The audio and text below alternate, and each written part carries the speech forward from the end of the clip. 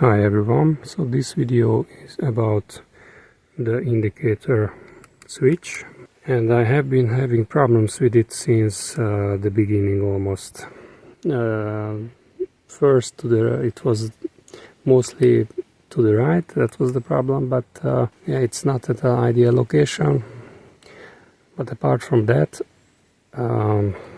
it kind of died on me once last summer when I started up the bike and didn't want to indicate at all. So the bike was in a standstill and no indication. I had to restart the bike and then it was okay. And I have been having problems with it a lot on the highway. And when the bike is not running, it's fine. I can indicate, I can cancel it. I can cancel it either by pushing it straight in or pushing it in the straight direction to where I am indicating. So for example, now I'm indicating right, pushing it right again, it stops. Same to the left and straight in, it works. Now on the highway it's very difficult, and I think it's got to do with the resonation. So because it's a micro switch like on the mobile phones, so not like on, oops, my key, it's not like on the other switches, which are good old motorcycle switches and sturdy, and they are easy to operate even with the winter gloves. These micro switches have no place on the motorcycle except on these buttons maybe, which shouldn't be here at all. It should be there, but yeah, you handle the dash with it. So I think the problem is with the resonation. So as the bike resonates and the road makes the bike resonate, somehow it's triggered too easily or too hard. It's hard to say, but I think it could be solved with a software update, that the indication shouldn't cancel itself when it's pushed again in the same direction, only when pushed in straight, because I think that's the problem. So on the highway I'm pushing it, I don't know, to the right, and it doesn't do anything. I push it harder and then it blinks once, or I push it and it indicates, and I push it again and it doesn't stop. And I have to push it to the other direction. So resonation is the enemy of this switch, but bikes resonate. So I don't know, VOGE beyond quality, right? So I'm going to replace the left cluster, and the cabling goes in there, so I need to remove the windshield or whatever. Okay, so in order to replace the left cluster, you need to remove all this. You need to also loosen this part in the indicator. You don't need to disconnect the wires, thankfully. And this is what we were looking for. So I was happy too early to find this connector, because it turns out that this is so big that I cannot push it through the hole there. Okay, headlamp removed.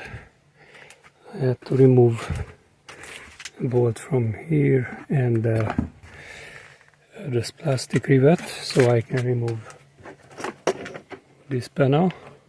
Just pops off. Then there are 3 bolts, 5 bolts holding the headlamp. This in the middle, 2 on the side here at the bottom, and 2 on the top. So these ones are accessible there. This one, oh yeah, you need to also undo this bolt to remove the panel I showed you before, and then this bolt is there somewhere.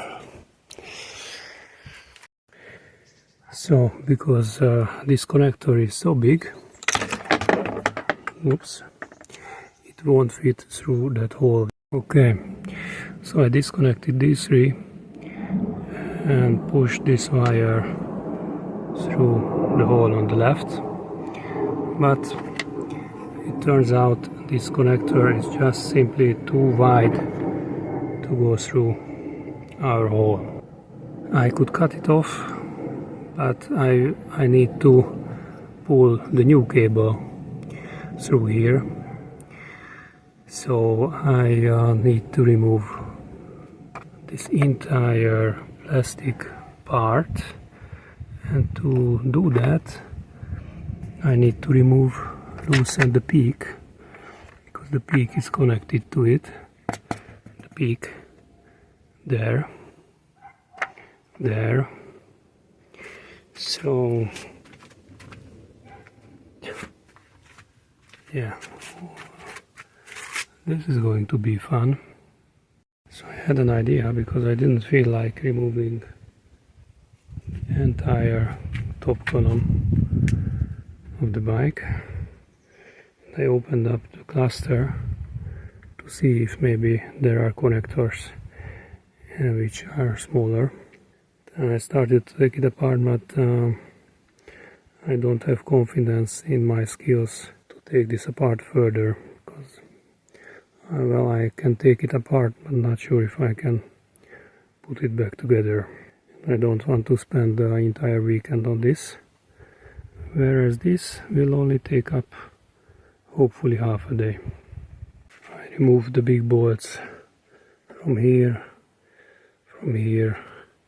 so I installed the new cluster, but it has this huge gap, and you see there as well, above between the handlebar and the top part, and the bottom part is snug, is a good fit. It seems like that the top part is not a precise enough mold, so when they molded the plastic, or I don't know, but it's so I can put some silicone here and also on the other side. Not optimal, but hopefully maybe this gap will help it to work. The other one, the old one, didn't have the gap, and it had problems indicating to the right and now also to the left after a year. So maybe with the gap, I don't know, the ventilation will help, or the rain, the water which gets there will help. Here we are, some 2 hours later. The indicators work, the horn works, so I guess the entire cluster works.